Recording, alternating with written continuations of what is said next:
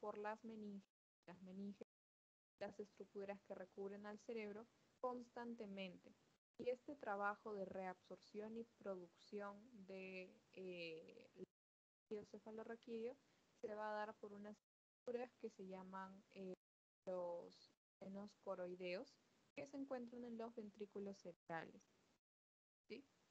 Y la reabsorción del líquido cefalorraquídeo para que circule se va a dar a nivel de lo que es el aracnoides, que es una de las capas de las meninges que vamos a ver en una imagen. Esta imagen de la circulación del cerebro quiero que la vean, porque si bien una persona, y esto ténganlo presente, una persona no puede entrar en shock hipovolémico por un traumatismo, ya que la sangre que llega al cerebro no es suficiente. El cerebro es una estructura bastante sensible a la hipoxia, es bastante sensible a la falta de oxígeno, por eso es una estructura tan irrigada, como ustedes pueden ver en la imagen. Entonces, cualquier tipo de lesión a este nivel va a ocasionar un sangrado. Y el problema de un sangrado o de una hemorragia, cuando hablamos de un traumatismo encefalocraniano, no es, como les digo, que el paciente esté en shock polémico, que se vaya a descompensar por esto. El problema es que, como les estaba diciendo, el cráneo es una bóveda, es una estructura que no es expansiva. Es decir, si es que empieza a crearse un hematoma que crece, crece y empieza a empujar el cerebro hacia un lado, a comprimir el cráneo, los huesos no van a ceder y abrirse o hacer más espacio, se van a quedar del mismo tamaño y el que va a empezar a sufrir es el cerebro. Y el cerebro es una estructura bastante delicada, como les digo, muy sensible a la hipoxia, es decir, a la falta de oxígeno, y también a cualquier tipo de trauma o lesión que tenga en él. Algo que cabe resaltar es que este agujero que ven aquí grande en la base del cráneo se conoce como agujero occipital y es por ahí que va a bajar lo que es el bulbo, la protuberancia y luego viene a ser lo que es la médula espinal.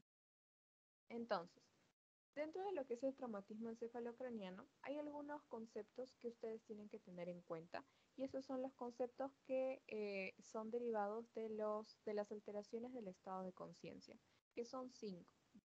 En primer lugar, tenemos el estado de alerta, que es el estado en el que estaríamos nosotros ahorita. Estamos atentos, recibimos órdenes, podemos cumplir órdenes, no se necesita de ningún estímulo para mantenernos despiertos. En segundo lugar, tenemos lo que es la somnolencia, y aquí ya empiezan a haber alteraciones en lo que es, porque aquí el paciente va a estar obnubilado, solamente va a reaccionar cuando se le dan estímulos leves, y esa es una palabra clave. Acá son estímulos leves. El paciente aquí todavía puede obedecer órdenes y se despierta con facilidad. Luego se pasaría al estado de confusión, en el que el paciente se encuentra desorientado, pero aún puede obedecer órdenes verbales simples. Luego pasamos a lo que es el estadio de estupor, y aquí ya hay un poco mayor, ya que el paciente no se va a despertar fácilmente, se va a necesitar la ayuda de estímulos dolorosos y repetidos. Generalmente aquí se refieren a estímulos o se utilizan estímulos dolorosos, solo con eso el paciente responde. Cuando responde, sus movimientos van a ser descoordinados y ya no tiene la capacidad de obedecer órdenes. ¿Por qué? Porque no las puede procesar. Y por último tenemos el estado de coma, en el que obviamente no hay ningún tipo de respuesta. Ojo, nunca debemos confundir el estado de coma con el estado de muerte cerebral o muerte encefálica. ¿Por qué? Porque son dos cosas completamente diferentes. ¿Sí? En el coma hay un compromiso de la conciencia que puede llegar a ser reversible. En el caso de la muerte cerebral ya no es un proceso reversible, esto ya no se puede arreglar, por así decirlo. Entonces tengan esas diferencias también.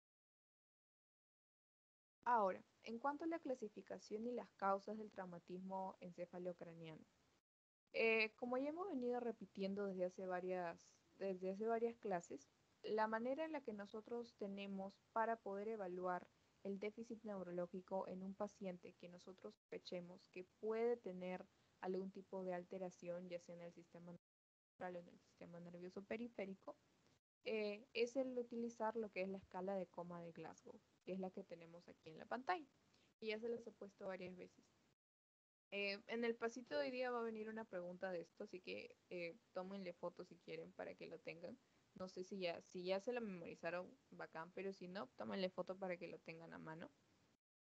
Y bueno, ya saben ustedes que esta escala va de una puntuación mínima de 3 a una puntuación máxima de 15 y se van a evaluar tres cosas, lo que es la apertura ocular, la respuesta verbal y la respuesta motora. Esto nos va a ayudar a clasificar el trauma en leve, moderado y severo. El trauma va a ser leve cuando obtengamos una puntuación de 13 a 15, va a ser moderado cuando la puntuación que obtengamos es de 9 a 12 y va a ser un trauma grave cuando la puntuación es de 8 a menos. ¿Cuáles son las causas o pueden ser las causas de traumatismos encefalocranianos? La más común y la que lleva a la hospitalización con más frecuencia son accidentes con vehículos motorizados. Ustedes se han podido dar cuenta que generalmente las personas que manejan o también algunos que les gusta manejar bicicleta en calles que son muy concurridas, generalmente son las que salen peor paradas cuando hay algún tipo de choque. Entonces, siempre tengan a la cabeza lo que son accidentes con vehículos motorizados. Luego tenemos obviamente lo que son caídas, violencia, ya sea por alguna pelea, violencia doméstica, etcétera, deportes y recreación y cualquier otra causa que pueda ocasionar que una persona tenga un traumatismo encefalocraniano, es decir, se golpee la cabeza. Van a haber algunos parámetros que nos van a ayudar van a servir a que nosotros podamos evaluar qué tan severo o qué tan severa es la lesión, cuál es su extensión. Y en primer lugar tenemos el mecanismo de la lesión, ¿no? Tenemos que evaluar si es que esta lesión ha causado un trauma cerrado, es decir, por afuera el paciente aparece normal, no presenta ningún tipo de alteración. Sin embargo, cuando realizamos las pruebas de imágenes, observamos la lesión en lo que es la masa encefálica. O si no, si es un trauma penetrante, en el que se observa muchas veces lo que es una abertura de repente en el cráneo, hay sangrado visible, algunas veces hay exposición de masa encefálica. Y algo que tienen que tener en cuenta es que los traumatismos encefalocranianos de naturaleza cerrada, es decir, que no observamos nada por afuera, no sale sangre, el paciente no tiene exposición de masa encefálica, etcétera, estos se van a dar por un mecanismo que ya se los había mencionado anteriormente, que es el fenómeno del latigazo, que es básicamente cuando el cuello se mueve de adelante hacia atrás de forma brusca, ocasionando que el cerebro rebote dentro de las paredes de la bóveda craneana. Entonces, este rebote causa lesiones en el cerebro, ¿no? Y puede llegar a causar lo que son hemorragias. Luego tenemos lo que es la fuerza lesiva. Obviamente es diferente si es que la fuerza o bueno, el objeto con el que nos han golpeado o con el que nos hemos golpeado era un objeto que estaba estático, como por ejemplo un escritorio, una mesa, la grada de una escalera, o si era una fuerza dinámica, ¿no? Si de repente fue que nos cayó un balón en la cabeza. Obviamente acá también entra lo que es la fuerza, ¿no? La magnitud de la fuerza. Y otros factores que tenemos que tomar en cuenta también son lo que es las características de la bóveda craneana, si es que de repente el paciente ya tiene algún tipo de malformación genética, como por ejemplo la que es la craneosinostosis. La craneosinostosis es el cierre de las suturas craneales del cráneo, perdón, de forma prematura. Entonces el cráneo va a tener una forma media rara. Y obviamente la edad, ¿no? Ustedes saben que a medida que las personas envejecen, cualquier tipo de lesión o enfermedad se torna cada vez más severa. Ahora, en cuanto a la fisiopatología, o mejor dicho, la etiología de estas lesiones, estas se van a dividir en lo que son injurias primarias e injurias secundarias. Las injurias primarias son básicamente aquellas que van a darse como consecuencia del mismo trauma. Es decir, por ejemplo, les golpearon la cabeza con un bate y por lo tanto se produjo una fractura. Esta fractura vendría a ser una injuria primaria. En cambio, lo que son las injurias secundarias son aquellas injurias que se van a dar por hipoxia e hipotensión. Y estas van a ser el tipo de injurias que son evitables o reversibles. ¿Con qué? Con un adecuado manejo prehospitalario. Entonces, y esto es algo que tienen que tener presente. En el manejo prehospitalario de un paciente con un traumatismo encefalocraniano, lo más importante y a lo que ustedes le tienen que prestar más atención es a la presencia o a manejar lo que es la hipoxia y la hipotensión. ¿Por qué? Porque según varios estudios de metaanálisis, revisión de casos, etcétera, se ha descubierto que aquellos pacientes en los que no hubo un adecuado manejo de lo que es la hipoxia y la hipotensión luego de un traumatismo encefalocraniano, hubo un incremento en lo que es las tasas de mortalidad y morbilidad. Entonces, si les preguntan qué cosas a los que nosotros le tenemos que prestar bastante atención y tenemos que manejar de forma crítica y en primer lugar en la atención prehospitalaria de un paciente con un traumatismo encefalocraniano, vendría a ser esto, lo que es la hipoxia y la hipotensión. ¿Qué es lo que podría causar este tipo de injurias? En primer lugar, tenemos los traumatismos encefalocranianos cerrados y ya como les había mencionado, estos generalmente pueden causar hemorragias, ¿sí? Ya sea hemorragias focales, es decir, que se encuentran en un solo punto, o hemorragias difusas, que como su mismo nombre lo dicen, es como si estuvieran esparcidas por todo lo que es la masa encefálica, ¿no? Luego tenemos lo que es el daño axonal difuso. ¿Qué cosa es el daño axonal difuso? Este daño axonal difuso básicamente son lesiones esparcidas dentro de lo que es el parénquima del cerebro, donde se van a lesionar vasos pequeñitos. Se le conoce también como una lesión microvascular. Como es una lesión microvascular, más adelante vamos a ver imágenes de tomografías. Va a ser muy difícil poder observarla o poder identificarla con claridad en algún tipo de prueba de imágenes. Y por último, tenemos lo que es el daño secundario a edema y colecciones ocupantes de espacio. El edema es una de las complicaciones que más se temen cuando se tratan con pacientes víctimas de un traumatismo encefalocraniano, sea cual sea la razón. ¿Por qué? Porque como ya les había estado mencionando, el cerebro es un órgano bastante delicado y frente a cualquier lesión de magnitud considerable, responde inflamándose, es decir, responde con edema. Y el problema con el edema es que, como ya les había dicho también, el cerebro se va a hinchar, pero va a llegar un punto en el que no va a tener espacio dentro de la cavidad craneana porque esta es dura, esta es sólida. Entonces, esa generalmente es una de las causas de mortalidad en los pacientes con un traumatismo encefalocraniano severo, el edema que no baja y a pesar de que se realizan procedimientos quirúrgicos de rescate, se inyectan diversos medicamentos para bajarlo como lo es el manitol, no cede y el paciente termina falleciendo debido al edema que no bajó. ¿Por qué? Porque como ya sabemos, la inflamación crónica, una inflamación prolongada, no es buena, sobre todo en un órgano tan delicado como lo es el cerebro, ya que se empiezan a dañar todo lo que son las funciones corticales y las demás, ¿no? En el caso de lesiones ocupantes, colecciones ocupantes de espacio, perdón, aquí se están refiriendo a lo que es la hidrocefalia. ¿Qué cosa es la hidrocefalia? La hidrocefalia es básicamente un incremento en lo que es la cantidad de líquido cefalorraquídeo, que generalmente va a ser evidente en las pruebas de imágenes como un agrandamiento de los ventrículos cerebrales. ¿Sí? ¿Por qué se agrandarían o por qué habría una hidrocefalia, un acúmulo de líquido cefalorraquídeo en un paciente con traumatismo encefalocraniano? Generalmente las hidrocefalias se van a dar por causas obstructivas, es la causa más común. Entonces, ¿qué ocurría cuando había un traumatismo encefalocraniano? Habían hemorragias. Las hemorragias dentro del cerebro, como no tienen dónde drenar, se acumulan y forman hematomas.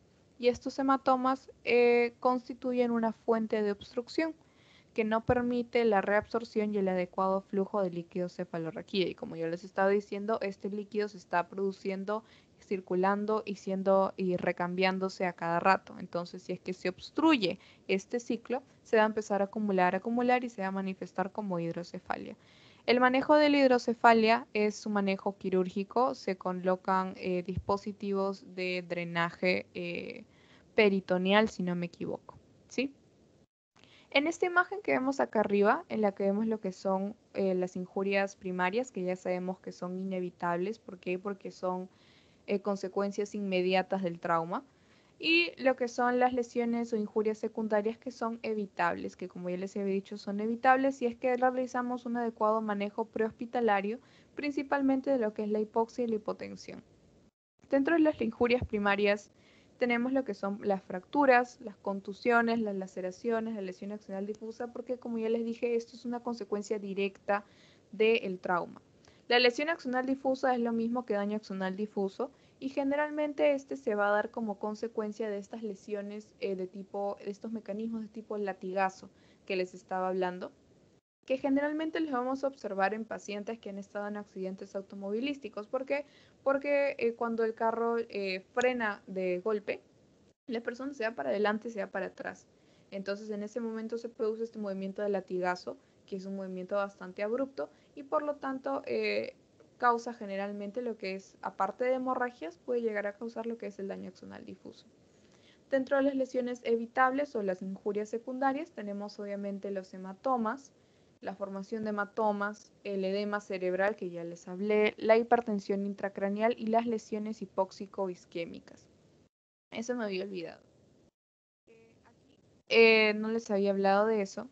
Así como hay una presión arterial sistémica, o sea, como hay una presión sistémica, existe una presión intracraneal, o sea, dentro de la bóveda craneana. Esta presión se debe mantener entre valores de 5 a 15 milímetros de mercurio. Esto es normal. Cuando estos valores están por encima de 15, se considera lo que es, según la bibliografía que ustedes le han puesto, se considera hipertensión endocraniana, ¿sí? Y esto también es una emergencia médica, porque como ya les dije, el cerebro es un órgano muy sensible a cualquier cambio en su ambiente. Ahora, dentro de lo que es el edema cerebral, ustedes tienen que tener en cuenta desde ya y saberlo que existen diferentes tipos de edema, ¿sí? Son 5 principalmente: el edema vasogénico, citotóxico, intersticial, hidrostático y osmótico. Sin embargo, los que se presentan más comúnmente en pacientes con traumatismos encefalocranianos es el edema vasogénico y el edema citotóxico. ¿Por qué? Porque el edema vasogénico se va a deber a lo que es una lesión del endotelio vascular, es decir, una lesión de los vasos sanguíneos que irrigan al cerebro. Y esto va a darse o puede darse como consecuencia de diversas enfermedades, neoplasias, etc. Sin embargo, se da por lo que son traumatismos encefalocranianos, como ven acá en el cuadrito. En el caso del edema citotóxico, este es un tipo de edema que se va a dar como consecuencia de la isquemia y la hipoxia cerebral. Entonces, como ustedes saben, si es que no hay un buen manejo de esta hipoxia a nivel prehospitalario, este edema es muy probable que se desarrolle. La diferencia entre estos 5 tipos de edema no es una diferencia tanto clínica, sino una diferencia etiológica. ¿Esto qué quiere decir? Que cada uno de ellos tiene nombres diferentes porque su origen o aquello que los va a causar va a ser diferente. En el caso del edema vasogénico, acuérdense que es por una lesión del endotelio vascular. En el caso del edema citotóxico es por isquemia o por hipoxia. Y en los pacientes con traumatismo encefalocraniano que lleguen a desarrollar lo que es hidrocefalia, puede haber lo que es un edema intersticial, ¿no? Que es por acumulación de líquidos. Esta es una tabla que sale en su PPT de la teoría. La he puesto acá porque es básicamente como un resumen de lo que hemos hablado y sí en exámenes vienen preguntas de este cuadro. Entonces se los dejo para que lo puedan leer. Obviamente, para repasar, tenemos 2 mecanismos principales para clasificar el traumatismo encefalocraniano. Tenemos lo que es un trauma cerrado y un trauma abierto, ¿no? Dentro de los que son los traumas cerrados, generalmente son los que son provocados por caídas o por choques o por accidentes automovilísticos. Dentro de lo que son las penetrantes, son generalmente dadas por armas de fuego, arma blanca y otro tipo de heridas, ¿no? Que también ocasionen lo que es una apertura de la bóveda craneana y la consiguiente exposición de masa encefálica al exterior. De acuerdo a la gravedad, ya saben que se divide en leve, moderado y grave o severo, según lo que es el puntaje de la escala de coma de Glasgow. Y dentro de lo que es la morfología, estas se van a dividir en lesiones intracraneanas, es decir, lesiones que afectan directamente lo que es el cerebro y todas sus partes, o lesiones que afecten lo que es el hueso en sí, ¿no? Que son las fracturas del cráneo, que pueden ser de la bóveda, es decir, de los huesos frontales, temporales, parietales, el occipital, o de la base, ¿sí? Eso que vieron. En el caso de las intracraneanas, estas pueden ser focales o difusas. Las lesiones focales, vamos a revisarlas, son básicamente los hematomas epidurales, subdurales e intracerebrales. Y en el caso de las difusas, la que más resalta aquí va a ser el daño axonal difuso, que ya se los expliqué, que se da generalmente como consecuencia de este fenómeno de latigazo y es conocido como una lesión de la microvasculatura cerebral y por lo tanto es bastante difícil de identificar con métodos de imagen. Y hablando de imágenes, esto es lo importante. El único método fiable que nosotros tenemos para poder evaluar a un paciente que llega a la emergencia por un traumatismo encefalocraniano, un método que sea rápido, que sea fiable, es realizando lo que son las tomografías computarizadas. De repente alguno de ustedes ha leído más y diría, pero las resonancias magnéticas son mejor. Sí son mejores, pero son muy caras. Y no todos los hospitales en el Perú tienen disponibilidad de una máquina de resonancia magnética. Entonces, ¿qué es lo más cercano? La tomografía computarizada. Es rápida, es más barata y casi siempre está disponible para pacientes que llegan de emergencia. Entonces, tenemos los tipos de TEC, está el TEC cerrado y el TEC abierto. El traumatismo encefalocraniano abierto es como su mismo nombre lo dice, ya lo hemos estado repitiendo, son lesiones penetrantes. Como ustedes pueden ver aquí en la imagen, este es un paciente que lo han acuchillado básicamente. Parece que ahí se encuentra comprometido lo que es a la zona temporal. Y algo muy importante, chicos, es que, y esto aplica para cualquier lesión en la que haya un objeto penetrante que se haya quedado en el cuerpo y no salga, no lo remuevan, porque, y de repente esto ya lo han escuchado, ¿no?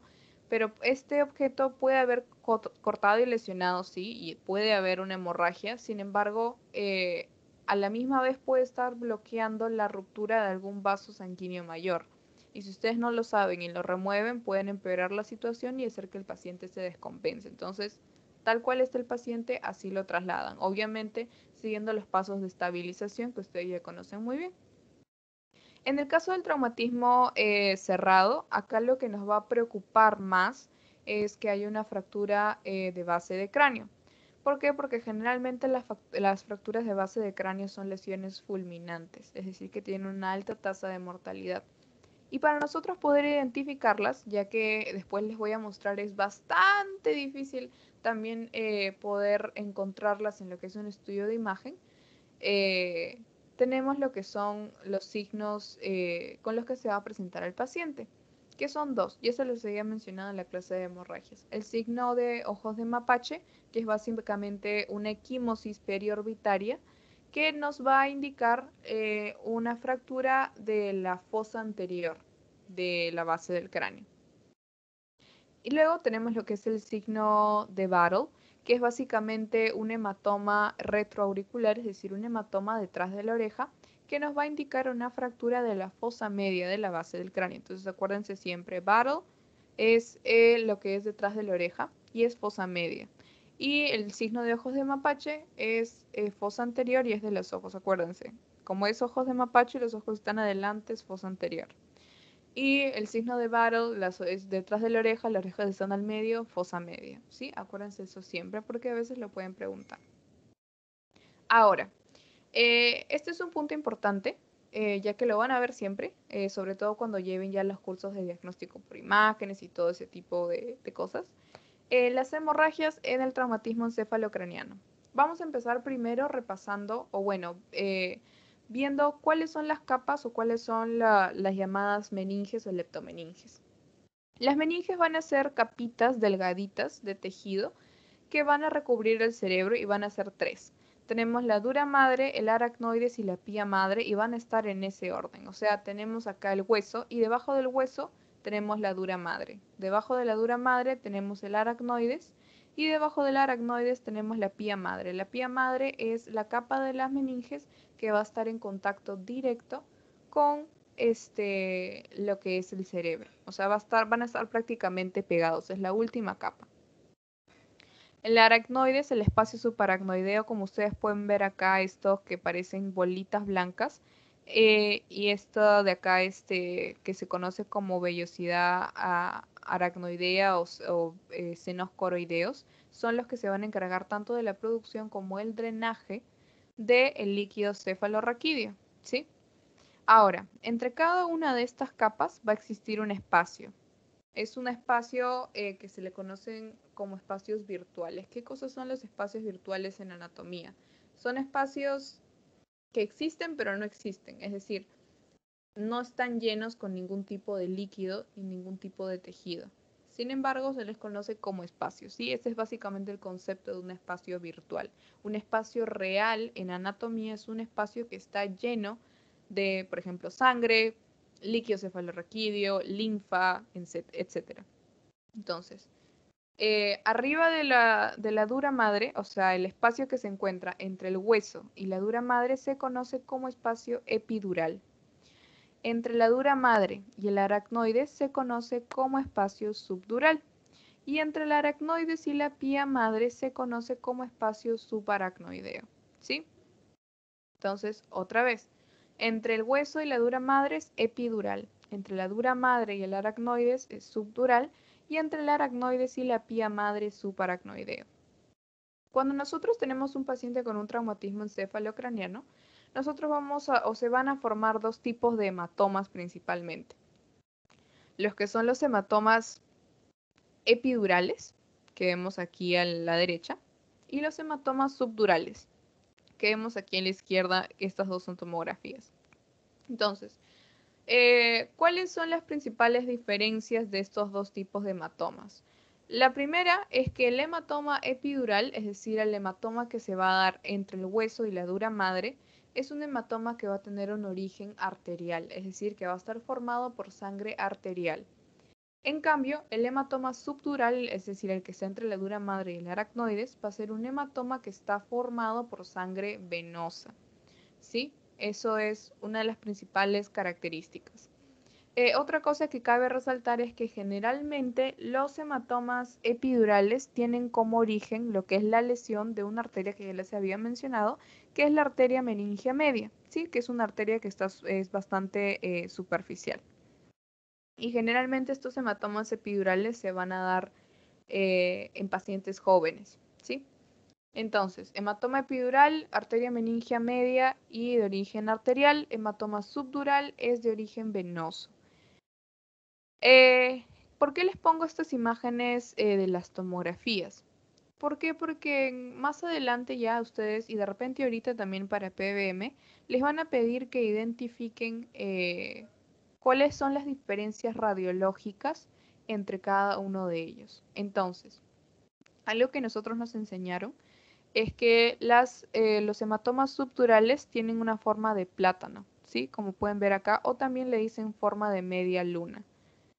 En cambio, y son más largos, ¿sí? En cambio, los hematomas epidurales son un poco más compactos, más gorditos, ¿sí? Entonces, grábense bien esas imágenes porque casi siempre esta va a ser la estructura que van a tener cada uno de ellos. El hematoma subdural, que tiene forma de media luna, más alargado, y el hematoma epidural, que es un poco más gordito. Otra cosa que ustedes también podrían usar para poder identificar o diferenciar cada uno de ellos es observar si es que el hematoma está completamente pegado a esta zona blanca que ven acá, que esto es el hueso por si acaso, o si es que por el contrario hay un espacio, ¿sí? En el que se puede ver todavía la corteza, como ustedes pueden ver acá.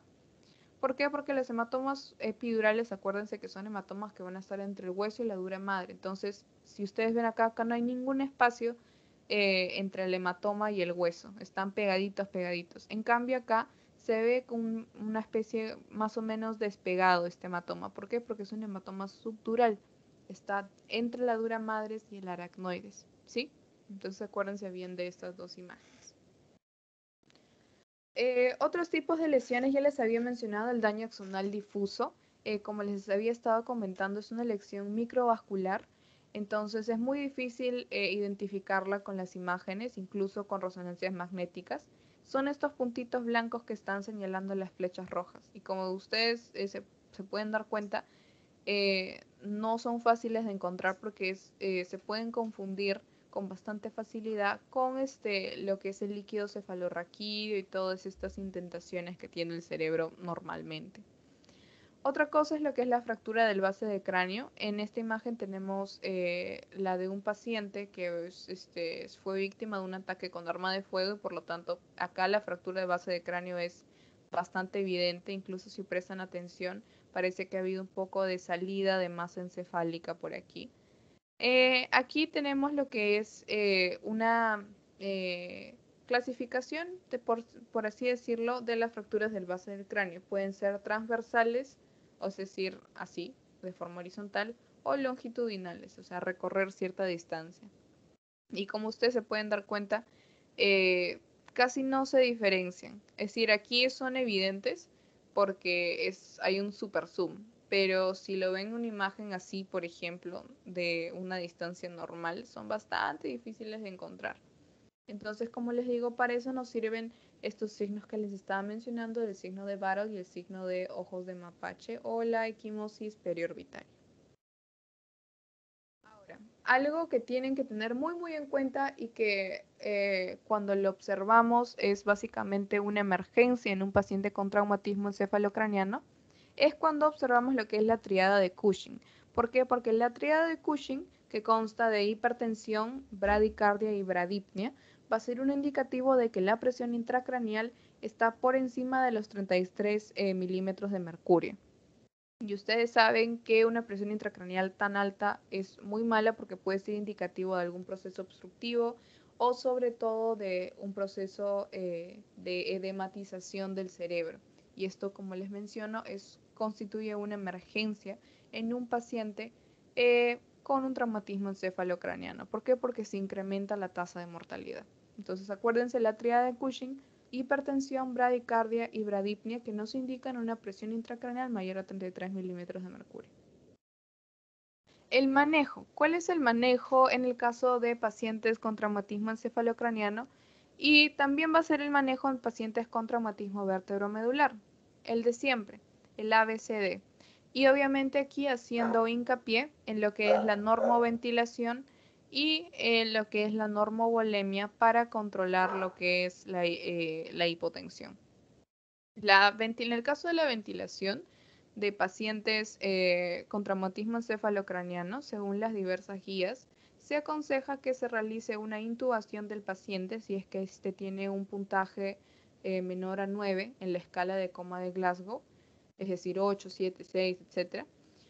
O si es que tiene una saturación de oxígeno menor al 90%, a pesar de que ya le colocamos otros dispositivos de ayuda de oxigenación, ¿no? De repente una cánula binasal, una máscara de reservorio, etc. Si es que aún así continúa con una saturación menor a 90, aunque le hayamos puesto un flujo súper alto, este podría ser una indicación para que lo intubemos. Y obviamente ya saben cuál es el manejo de la normotermia, alineación de la cabeza, cuello, tórax, controlar el dolor y transportarlo, obviamente, ¿no? Ahora vamos a pasar a ver lo que es el traumatismo vértebro-medular. Y esto es, como introducción tenemos aquí una imagen. en la que vemos las diferentes partes o cómo están divididas según sus diferentes características las vértebras de la columna vertebral. En total son 33 y se dividen en vértebras cervicales, que son 7, vértebras torácicas, que son 12, vértebras lumbares, que son 5, vértebras sacras, que son otras 5, y vértebras coxígeas, que son 4. Tengan en cuenta que tanto el sacro, las vértebras sacras junto con el coxis van a estar básicamente fusionadas. Por eso es que en algunas literaturas la van a encontrar como la porción sacrocoxígea de la columna vertebral, pero son 33 vértebras, eso ténganlo siempre presente. Aquí al costado de cada una, ustedes pueden ver nombrecitos, ¿sí? De algunos, por ejemplo, en el caso de T6, T7, ven nervios torácicos, músculos del tórax, músculos abdominales, etcétera. ¿Y esto por qué? Porque cada nivel de la columna vertebral, es decir, cada vértebra, en su estructura va a dar inicio a lo que es los nervios del sistema nervioso periférico, que van a permitir la funcionalidad de todo nuestro cuerpo, es decir, van a hacer la conexión entre el sistema nervioso central, que es el cerebro, cerebelo, bulbo y tronco encefálico, y el resto de órganos y estructuras de nuestro cuerpo. Algo muy importante y que tenemos que tener bastante en cuenta cuando nosotros estamos atendiendo a un paciente que tiene un traumatismo vertebromedular es la lesión cervical. ¿Por qué es tan importante la lesión cervical y por qué se hace tanto hincapié en ella? Porque a nivel de las vértebras C3, C4 y C5 se va a dar inicio a lo que es el nervio frénico. El nervio frénico es un nervio que va a darle inervación motora al músculo del diafragma. Y como lo vimos en la clase de signos vitales, el diafragma es el músculo que se encarga del 70% de la función de ventilación de las personas. Entonces, si es que hay una lesión a nivel del nervio frénico, deja de funcionar el diafragma. Y si deja de funcionar el diafragma, estamos perdiendo el 70% de nuestra función ventilatoria. ¿Por qué? Porque el paciente automáticamente va a dejar de poder realizar la acción de inhalar y expirar el aire de forma espontánea. Porque como ya les menciono, el diafragma es el principal órgano de la respiración, entonces ténganlo en cuenta. Nuestra principal preocupación cuando nosotros tenemos un traumatismo cervical es que esté lesionado el nervio frénico. ¿Cuáles son las funciones de la columna vertebral? En primer lugar, obviamente proteger la médula espinal y los nervios espinales, soportar el peso del cuerpo y lo que es proporcionar un eje rígido pero a la vez sensible para que nosotros no nos caigamos, pero a la vez podamos tener todavía movilidad. Y por último, desempeña lo que es un rol bastante importante en lo que es la postura y la locomoción. ¿Cuáles son las causas de un traumatismo vertebromedular? Aquí también a la cabeza se encuentran los accidentes automovilísticos y también se suman lo que son las caídas, los deportes y los accidentes laborales. En el caso de los tipos de lesiones, vamos a tener lesiones primarias y lesiones secundarias. Dentro de las lesiones primarias, estas pueden ser mecánicas, o bueno, son mecánicas, que se dan por mecanismos de compresión, contusión, rotación, abulsión de elementos neurales y pueden darse también por mecanismos de penetración, por ejemplo, lesiones con proyectiles, o sea, armas de fuego, armas blancas, o que el paciente haya tenido una fractura previa, por ejemplo, las fracturas de aplastamiento que habíamos visto la semana pasada, y realiza algún movimiento que permita que estos pequeños fragmentos del disco vertebral que se ha roto se empiecen a dispersar y empiecen a lesionar los nervios que están cerca, ¿no? A lo que son los discos vertebrales o peor aún puede llegar hasta lesionar la médula espinal. Entonces, ¿cuáles son los mecanismos que van a permitir o que van a producir estas lesiones de la vértebro-medulares primarias? Son estos 6 que vemos aquí. En primer lugar tenemos lo que es la flexión lateral, que como pueden ver en la imagen es básicamente que una persona la golpean y hay una inclinación lateral, ya sea a la izquierda o a la derecha, bastante pronunciada. Flexión lateral, acuérdense. Luego tenemos lo que es la hiperextensión y que veíamos, por ejemplo, lo que era el fenómeno del latigazo, que habíamos visto ya ahorita en traumatismo cefalocraniano, que es que el cuello se va totalmente para atrás en un ángulo antinatural, más de lo que normalmente lo haría. O lesiones de hiperflexión, ¿no? Que por ejemplo, como vemos en la imagen, un paciente que se cae y tiene la cabeza la flexiona de manera también exagerada, ¿no? Ahí también podría haber una lesión.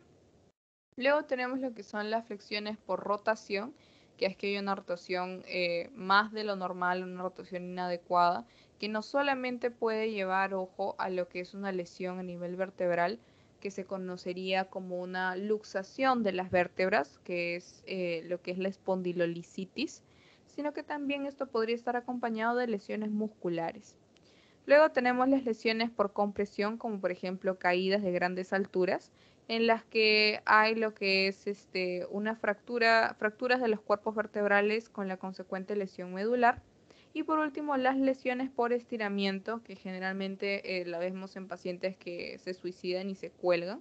Algo bastante interesante aquí es que en los pacientes varones que se han suicidado y colgándose de algún sitio, observamos un fenómeno que se conoce como priapismo, que es que básicamente la sangre se va a lo que es el pene y el pene permanece erecto. Entonces, cuando los pacientes masculinos se encuentran colgados, encontramos el cadáver con este fenómeno de priapismo. Eso ténganlo en cuenta porque a veces preguntan en algún pasito, ¿verdadero o falso? El priapismo puede verse en pacientes víctimas de lesiones medulares por estiramiento, es verdadero. Aquí vemos lo que es el priapismo. Entonces acuérdense, ¿cuáles son los mecanismos que permiten o que causan las lesiones primarias? Flexión lateral, hiperextensión, hiperflexión, estiramiento, compresión y rotación. Flexión lateral no es lo mismo que lateralización, ojo. Así que apréndanselo con este nombre, flexión lateral, porque no es lo mismo que lateralización. Ahora, en el caso de las lesiones secundarias, estas básicamente van a ser como consecuencia de lesiones vasculares por ruptura de las arterias, por trombosis o por lo que son hipoperfusiones, ya saben, la causa más frecuente de hipoperfusión puede ser ya sea hemorragias o lo que son mecanismos obstructivos. Y generalmente estos van a ser traumatismos cerrados en los que se van a ver comprometidos principalmente las vértebras cervicales y las vértebras lumbares, que son en las que más comúnmente vamos a observar estos fenómenos de espondilolicitis, de luxación o que la vértebra se sale de su lugar. ¿Por qué las vértebras cervicales y las vértebras lumbares? Debido a las características de sus cuerpos vertebrales. Los cuerpos vertebrales, ojo, son estas porciones gorditas de la vértebra. Entonces, por las características de estos, es que las vértebras cervicales y lumbares van a ser más propensas a sufrir de daños, ¿no? A diferencia de las vértebras torácicas y sacrococcígeas, que son más rígidas y son más resistentes. ¿Cuáles son las consecuencias de una lesión de un traumatismo vértebro-medular? Las tres principales son la muerte súbita por sección medular y consecuente lesión del nervio frénico, que el paciente deje de respirar, entre en paro cardiorrespiratorio y fallezca. Luego tenemos lo que es la cuadriparesia, que no es lo mismo que la cuadriplejía. La cuadriparesia, el sufijo paresia básicamente se refiere a una pérdida o una disminución en la fuerza muscular en ambos miembros, tanto los dos superiores como los dos inferiores. Y la cuadriplejía, el sufijo plejía, se refiere a una pérdida total de la capacidad motora y sensitiva en los miembros. Entonces tengan esos conceptos también claros. La parálisis frénica que les estaba comentando, una espondilodicitis, que es básicamente una lesión en el disco intervertebral, una espondilolicitis, que es una luxación del cuerpo vertebral, fracturas y o también lo que son las hernias discales, ¿no? Que se pueden dar por compresión. Nunca se confundan lo que es una espondilodicitis y una espondilolicitis. Cuando es con D, dicitis se refiere a una lesión del disco intervertebral. Cuando es con L, licitis se refiere a una luxación o afectación del cuerpo vertebral. ¿sí? ¿Cuándo nosotros debemos sospechar de un traumatismo vertebromedular? En primer lugar, en pacientes que estén politraumatizados, ¿no? Por ejemplo, víctimas de algún tipo de accidente, alguna caída, etcétera. También cuando el paciente nos refiere un dolor localizado en alguna zona de la columna y que también sea persistente y que no ceda frente a ningún analgésico. También lo que son cuando observemos deformaciones en la columna, también que estén acompañados de contracturas musculares. Y por último, cuando haya compromiso de la movilidad o sensibilidad, ya sea de miembros superiores como de miembros inferiores. Y para esto nos podemos ayudar también de la escala de coma de Glasgow, de uno de sus rubros que era el motor, ¿no? ¿Cuáles son las complicaciones? En primer lugar, tenemos lo que son las infecciones respiratorias o urinarias que pueden tener como consecuencia la sepsis. ¿Por qué infecciones respiratorias? Porque cuando hay lesiones a nivel medular, ustedes ya habíamos visto en esta imagen de acá, que cada una de los niveles vertebrales T1, T2, T3 daba origen a un nervio que iba a dar función motora a algún tipo de grupo muscular o algún tipo de órgano, ¿no? En el caso de los nervios sacrocoxigios. Entonces, si es que hay una lesión a nivel medular, puede haber, por ejemplo, lo que es una parálisis de músculos torácicos, y esto puede producir que el paciente pierda la capacidad de movilizar las secreciones, es decir, saliva, moco, etcétera, y por lo tanto se aspiraría. Es decir, en lugar de, por ejemplo, el bolo alimenticio, seguir su camino de la boca al esófago, se va a la tráquea. Y eso causa infecciones respiratorias como neumonías que pueden evolucionar a sepsis. ¿Por qué infecciones urinarias? Puede haber lo que es un desarrollo de vejiga neurogénica, que es básicamente que la persona no puede controlar el esfínter vesical y por lo tanto va al baño cada rato. O también cuando es que el paciente se le ha colocado un catéter urinario de forma constante, ¿no? ¿Por qué? Porque el catéter, si bien es cierto, se trata de colocar con cuidado y es algo aprobado a nivel mundial que se usen los catéteres urinarios, estarlos colocando repetidamente exponen a la uretra a el ambiente y a diferentes bacterias que pueden llegar a producir infecciones del tracto urinario, y si se dan en un ambiente hospitalario, estas bacterias generalmente son multiresistentes y progresan rápido y pueden llegar a ocasionar sepsis.